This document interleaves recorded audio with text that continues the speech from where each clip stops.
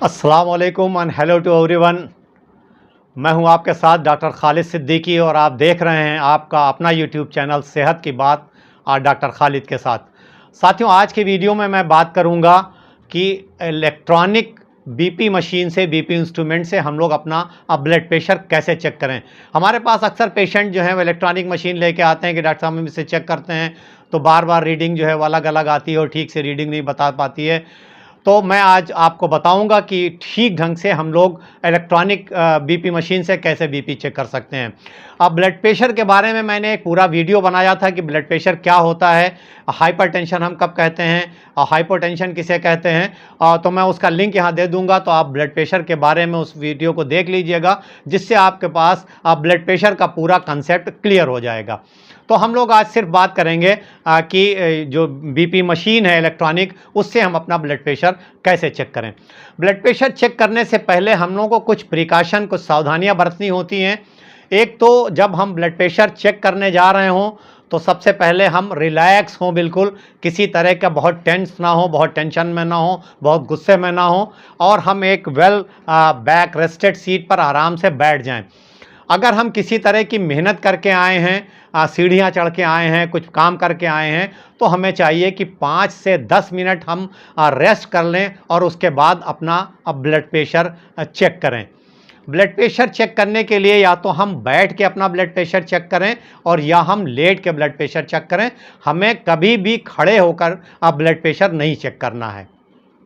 जब हम blood pressure check करने जाएं तो आमतौर पर चूंकि बैठ के हम लोग ब्लड प्रेशर चेक करते हैं तो हम लोग रिलैक्स होकर के बैठ जाएं, और जब हम बैठें तो हमारे ये दोनों पैर जो हैं वो ज़मीन पर टच होने चाहिए, बिल्कुल ज़मीन पे लगे होने चाहिए। हमें इस तरह से क्रॉस करके लेग या लेग ऐसे मोड़ करके ऐसे नहीं बैठना है, बल्कि हमें ज़मीन पर दोनों पैरों को रेस्ट देना है, तब हम बैठ के बीपी चेक करें। पहला प्रिकॉशन तो हमें ये लेना है, रिलैक्स रहना है, रेस्ट करके तब चेक करना है, दोनों पैर ज़मीन पर रहना है। हम लेट के या बैठ के जब भी बीपी चेक करें, चूंकि बीपी हम लोग अपने हाथ में चेक करते हैं, तो ये हमारा हाथ का लेवल जो है वो हमारे हार्ट के लेवल में होना चाहिए। चलिए हम लोग बैठ के बीपी चेक करें तो कैसे करना है कि हमारा हाथ जो है वो एक टेबल पर वेल रेस्टेड होना चाहिए, पूरा हाथ वेल रेस्टेड हो। हवा में ऐसे लटका के बीपी नहीं चेक करना है, बहुत नीचे लटका के नहीं चेक करना है, बहुत ऊपर नहीं होना चाहिए, बल्कि हार्ट के लेवल में हो और वेल रेस्टेड हो, और हमारा पाम जो है ये अप साइड में हो। जब हम लेट के चेक करें तब भी हमें इसी तरह से चेक करना है। तो ये प्रिकॉशन हमें लेने हैं। अब आइए हम लोग देखें कि मशीन जो है बीपी इंस्ट्रूमेंट, उसमें हम जब चेक करने जाते हैं, देखिए आमतौर पर सब मशीनें जो हैं वो एक जैसी ही होती हैं। इसमें एक डिस्प्ले होता है और यहाँ पर सिस लिखा होता है, फिर डाया लिखा होता है, और कुछ मशीनों में नीचे ये पल्स लिखा होता है। सिस्टोलिक का मतलब होता है, सिस का मतलब सिस्टोलिक ब्लड प्रेशर, जिसे हम आम भाषा में ऊपर वाला ब्लड प्रेशर कहते हैं। डाया का मतलब है डायस्टोलिक ब्लड प्रेशर, जिसे हम नीचे वाला ब्लड प्रेशर कहते हैं, और ये पल्स रेट या हार्ट रेट बताती है मशीन हमें। तो जब ब्लड प्रेशर हम चेक करें तो सबसे पहले हमें ये जो कफ है मशीन का, इसे अपनी आर्म पे बांधना होता है। तो आर्म पे बांधते टाइम हमें ये ख्याल रखना होता है कि जो इसकी ट्यूब निकली है, ये ट्यूब हमारे बिल्कुल जो हमारी ये रिस्ट है इसके मिडिल में होनी चाहिए, ना ये बहुत साइड में हो यहाँ और ना ये पीछे हो, बल्कि ये बिल्कुल मिडिल में होनी चाहिए। इस तरह से इसको बिल्कुल मिडिल में रखना है हमें, बिल्कुल मिडिल में, लाइक दिस, ठीक है। उसके बाद जब हम इसको कफ को टाइट कर देते हैं, अच्छा देखिए अगर हमारा कपड़ा बहुत मोटा है, एक शर्ट है या बहुत पतला कपड़ा है, तब तो उसके ऊपर से हम इसको बांध सकते हैं। बहुत मोटे कपड़े पे इसको नहीं बांधना चाहिए, फिर हमें कपड़ा उतार देना चाहिए। अगर हम स्वेटर पहने हैं या कोट है या और कोई मोटी चीज़ है तो वहाँ पर नहीं चेक करना चाहिए। जब हम ये कफ को टाइट करते हैं तो ये जो कफ का निचला हिस्सा है, ये हमारी जहाँ कोहनी मुड़ती है, जिसे हम एंटीक्यूबाइटल फासा कहते हैं, इससे पहले ये ख़त्म हो जाना चाहिए। एक एहतियात ये है। दूसरा ये है कि ये ना तो बहुत टाइट होना चाहिए और ना बहुत लूज़ होना चाहिए। इसमें ये 2 फिंगर हमारी आराम से इसके नीचे चली जानी चाहिए। तो जब हम कफ को बांध कर लें, अपना हाथ पूरा वेल रेस्टेड रख लें, ट्यूब हमारे बिल्कुल सीधे हो, फिर हम मशीन को ऑन करते हैं और हम रीडिंग देखते हैं। जिसका भी हम ब्लड प्रेशर चेक कर रहे हैं, जब उसका बीपी चेक कर रहा हो, बिल्कुल उसको रिलैक्स बैठना है, कोई बात नहीं करनी है, बिल्कुल बोलना नहीं है, कोई एक्टिविटी नहीं करनी है, मोबाइल नहीं चलाना है। मैं चूंकि आपको बता रहा हूं इसलिए इस वक्त बोल रहा हूं, लेकिन बीपी चेक करते वक्त बोलना नहीं चाहिए। आइए मशीन ऑन करते हैं। देखिए मशीन ऑन हो गई। अब ये रीडिंग बताना शुरू करेगी। जब हम मशीन ऑन करते हैं तो आपके हाथ पर कुछ दबाव महसूस होता है, इसे हम कहते हैं मशीन इन्फ्लेट हो रही है, वहाँ पर हवा आ रही है, उसकी वजह से आपकी हाथ में दबाव आता है। थोड़ी देर दबाव रहेगा, इससे परेशान होने की ज़रूरत नहीं है। फिर मशीन डीफ्लेट होगी, इसकी हवा निकलेगी और यहाँ पर रीडिंग देखिए वो आ रही है बराबर। अब हम लोग इसको देखते हैं कि क्या रीडिंग आती है दोनों की। रीडिंग जो है क्या आई, देखिए ये सिस्टोलिक ब्लड प्रेशर 119 बता रहा है और डायस्टोलिक ब्लड प्रेशर 77 बता रहा है और पल्स रेट जो है ये 71 बता रहा है। तो ये ऊपर वाला 119, नीचे वाला 77 और पल्स रेट 71।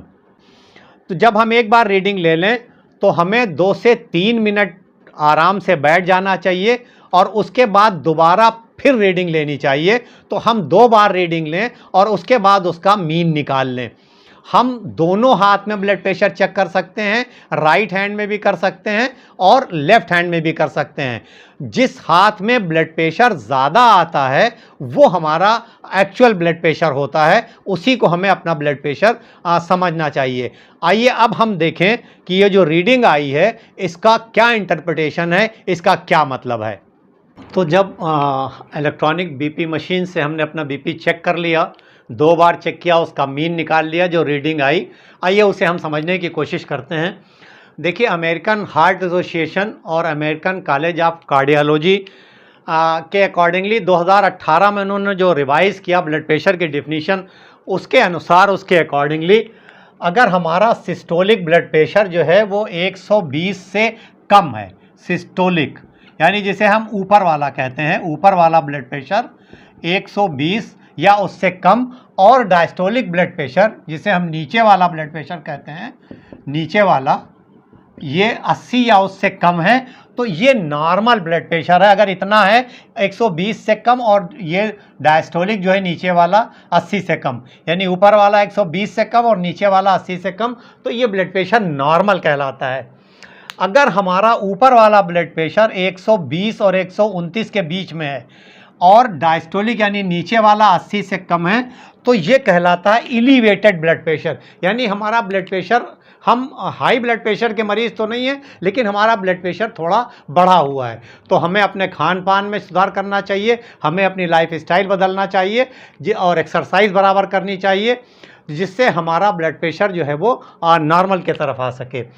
अगर हमारा सिस्टोलिक यानी ऊपर वाला ब्लड प्रेशर 130 और 139, 130 to 139 के बीच में है और डायस्टोलिक ब्लड प्रेशर 80 to 89 के बीच में, नीचे वाला, यानी ये दोनों में से एक भी इतना किस कैटेगरी में या दोनों एक साथ इतने बड़े हों, तो इसे कहते हैं स्टेज 1 हाइपरटेंशन।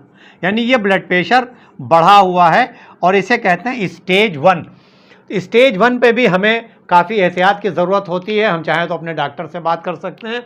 और अगर हमारा ब्लड प्रेशर सिस्टोलिक यानी ऊपर वाला हमेशा 140 या उससे ज़्यादा आता है, यानी ये 140 आ रहा है या इससे हमेशा बढ़ा हुआ ज़्यादा आ रहा है, ऊपर आ रहा है, और डायस्टोलिक ब्लड प्रेशर यानी नीचे वाला हमारा 90 या इससे ज़्यादा आता है, ये दोनों एक साथ या दोनों अलग अलग मौके पर भी, तो इसे हम स्टेज 2 हाइपरटेंशन कहते हैं, स्टेज 2 हाइपरटेंशन कहते हैं। और इस कंडीशन में हमें अपने डॉक्टर से ज़रूर बात करना चाहिए।